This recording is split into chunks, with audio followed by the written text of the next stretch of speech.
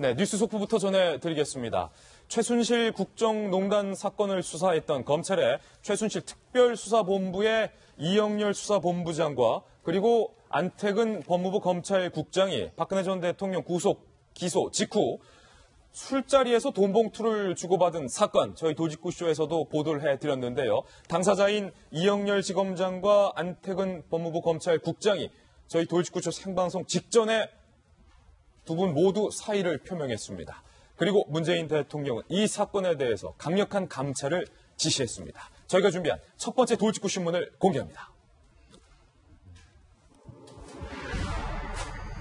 사상 초유의 검찰 빅2 동시감찰. 새 정부의 검찰 손보기에 신호탄이다라는 해석이 자자합니다. 먼저 어제 대통령이 직접 이 문제를 그냥 좌시해서는 안 된다. 강력한 감찰을 지시한 배경부터 저희가 짚어보겠습니다. 윤영찬 수석의 발언을 들어보시죠. 문재인 대통령은 서울중앙지검 이영렬 검사장과 법무부 안태근 검찰국장 간의 돈봉투 만찬 사건에 대한 감찰을 법무부와 검찰청에 지시했습니다. 법무부 감찰위원회와 대검찰청 감찰본부는 이상의 점에 대하여 엄정히 조사하여 공직기강을 세우고 청탁금지법 등 법률 위반이 있었는지 여부도 확인해야 합니다. 또한 법무부와 검찰의 특수활동비 사용이 원래 용도에 부합하게 사용되고 있는지도 조사되어야 합니다. 내사 대상이었던 법무부의 검찰국장과 이를 내사해야 했던 특별수사본부의 본부장이 한자리에 모여서 술을 마시고 돈 봉투를 건넸던 이 사건, 대통령이 좌시할 수 없다라는 입장을 밝힌 건데요. 그런데 문재인 대통령은 지난 1월부터 이렇게 말해왔습니다. 함께 보시죠. 참여정부 시절 정권이 바뀌더라도 검찰이 과거로 되돌아가지 않도록 확실히 제도화하지 못한 게 한으로 남았다. 그러니까 검찰의 어떤 이런 적폐 개혁이 한이다 이렇게 말한 겁니다. 이번에는 정권 초기부터 강력하게 밀어붙이겠다. 지난 1월에 했던 발언인데 정권 초기부터 정말로 강력하게 밀어붙이고 있는 그런 모습입니다. 그런데 검찰 내부는 분위기가 뒤숭숭합니다. 검찰의 한 간부 이야기 한번 볼까요? 지금은 감찰을 할 게 아니라 범죄 수사로 전환해야 맞다. 그런데 청와대가 대놓고 수사라고 할 수는 없으니 감찰하라고 얘기를 한 것이다. 돈봉투 사건에 대해서 이 검찰 간부도 상당히 불만인데 문재인 청와대의 감찰 지시에 대해서도 뭔가 불만인 모양새인 것 같습니다. 정성희 위원님, 이영렬 지검장과 안태근 법무부 검찰국장 결국 조금 전 사의를 표명했습니다. 더 이상 버틸 수 없을 것 같아요. 상황이 이제 좀 설명을 드리자면 지난 4월 21일 박근혜 대통령을 검찰에 법원에 기소하고 난 다음에 나흘 뒤에 그동안에 수사했던 사람들한테 위문한다는 차원에서 서초동 검찰청사 주변에서 한정식 집에서 제가 찾아보니까 금요일이더라고요.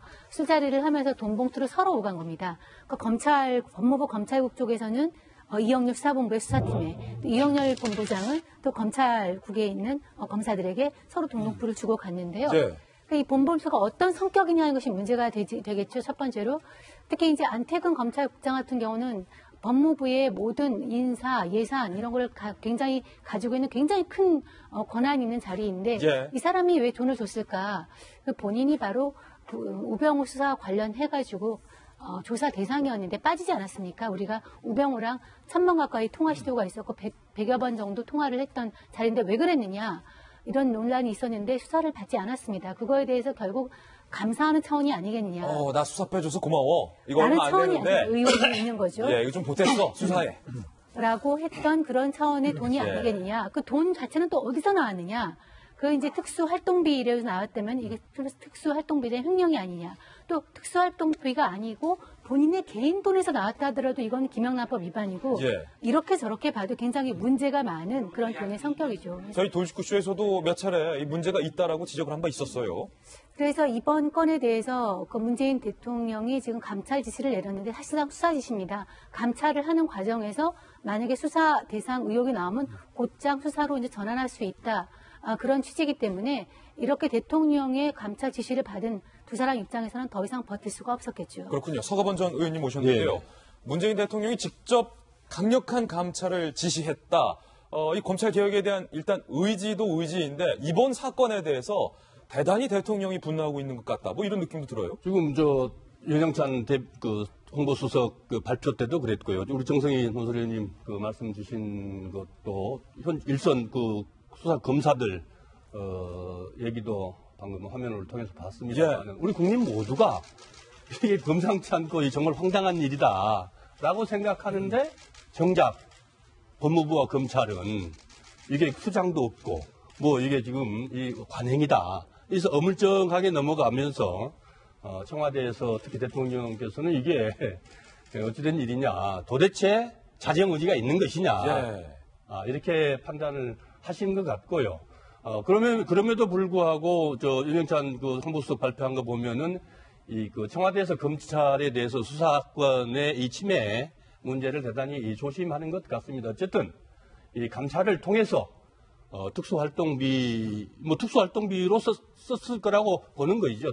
특수활동비의 이 범위나 또는 제대로 이 목적대로 쓰고 있는 것인지 떠나서 지금 이 문제를 통해서 검찰이 좀 국민 편으로 분명하게 자리 잡아야 된다. 이런 의지가 분명한 것 같습니다. 돈 봉투를 주고받은 것이 오랜 관례라 하더라도 그 관례가 잘못된 관례라면 이번 기회에 뜯어 고쳐야 하는 것은 자명한데요. 일단 이 사건부터 저희가 한번 찬찬히 재구성을 해봤습니다. 저희가 준비한 출력물에 3가지 포인트를 한번 짚어봤는데요. 빅2 동시감찰 3가지 뉴스를 지금부터 하나씩 살펴보시죠.